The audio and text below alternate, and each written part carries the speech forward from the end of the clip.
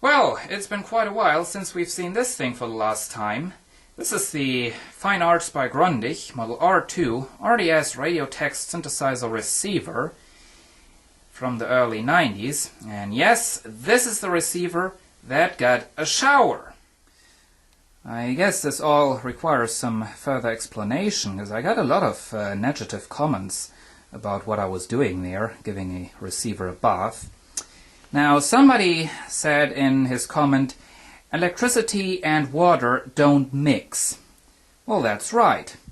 Now, fact is, whenever this thing was in the water, there was no electricity. All there was a big pile of plastic and metal. That's all. So, absolutely no problem, because, as we all know, for as long as they are not together for too long, plastic and metal and water do mix. So, let's start this presentation and find out if it still works. Turn on power. All the relays are still working fine. And there goes the radio.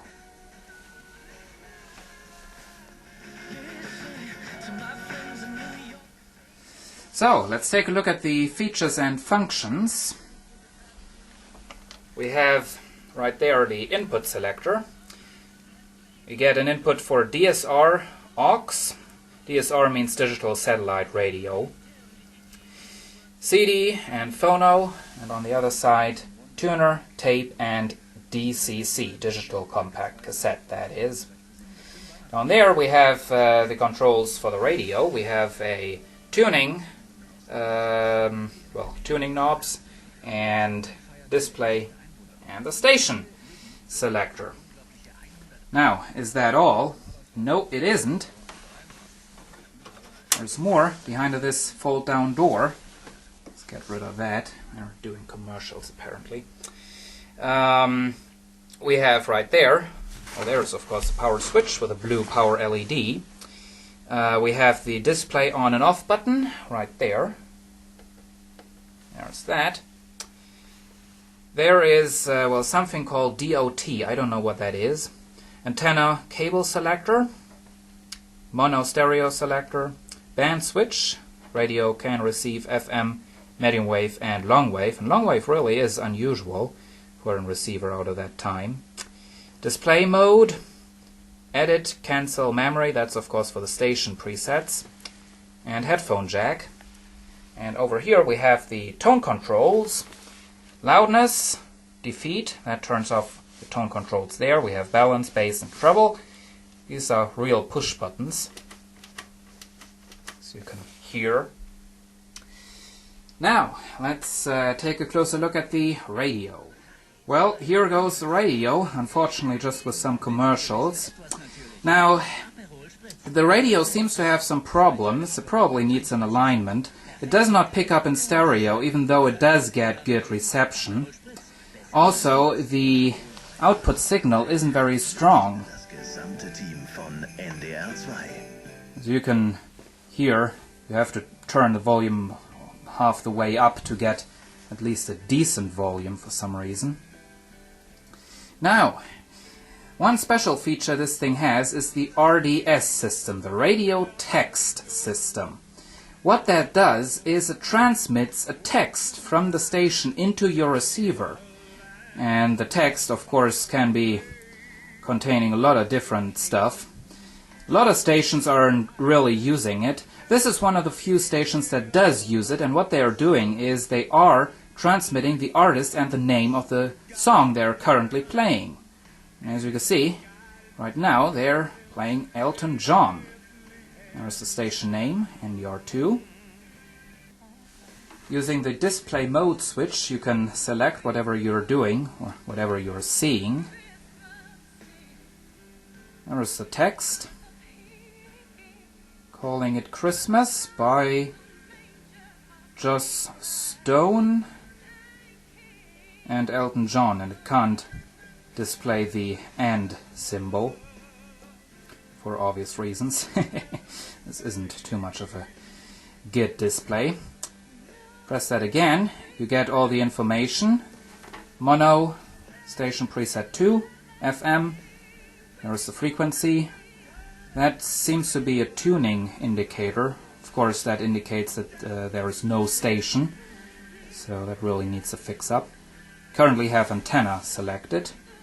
If we would press the button up there, we would get cable right there. Press that again, we are back to what we've got before. R2, that is, one of my favorite stations.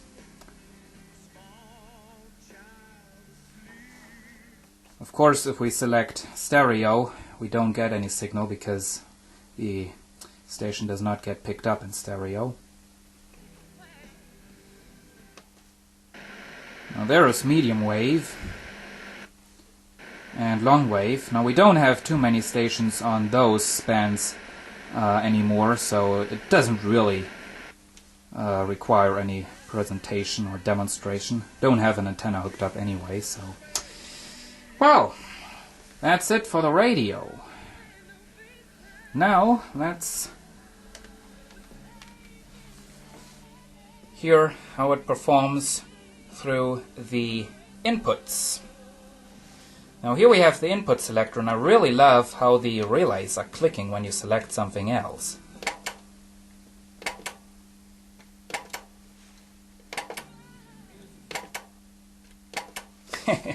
I love that.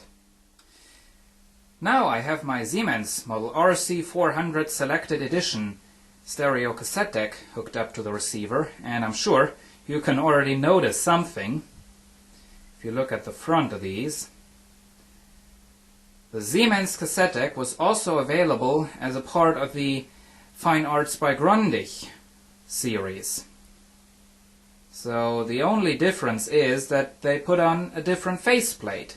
You can see the power switch is identical. All the secondary controls are down there, so they can be hidden behind a fold-down door. The main controls are in the middle, so they can be part of such a panel.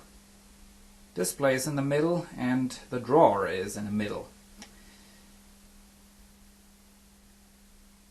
These two components, by the way, are both made in Portugal. So they may have seen each other in the factory. Who knows? So we turn that on. You see, even the yellow LED in the power switch is there. So let's put in a tape cassette. Now I don't really feel like getting into copyright trouble with this video, so we aren't going to hear too much.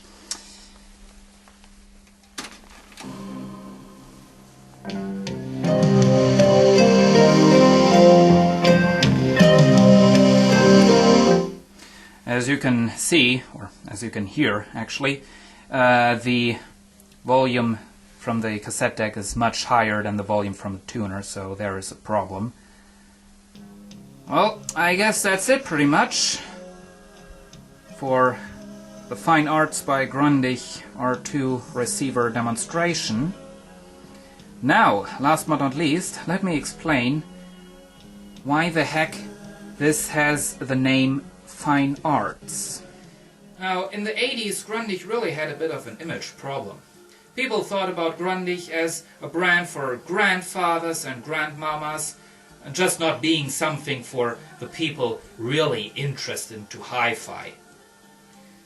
So in the 90s, they decided to kind of hide their brand name. They created a name called Fine Arts, and that was what they printed onto their units in big letters, while the Grundig label was on there just very, very small.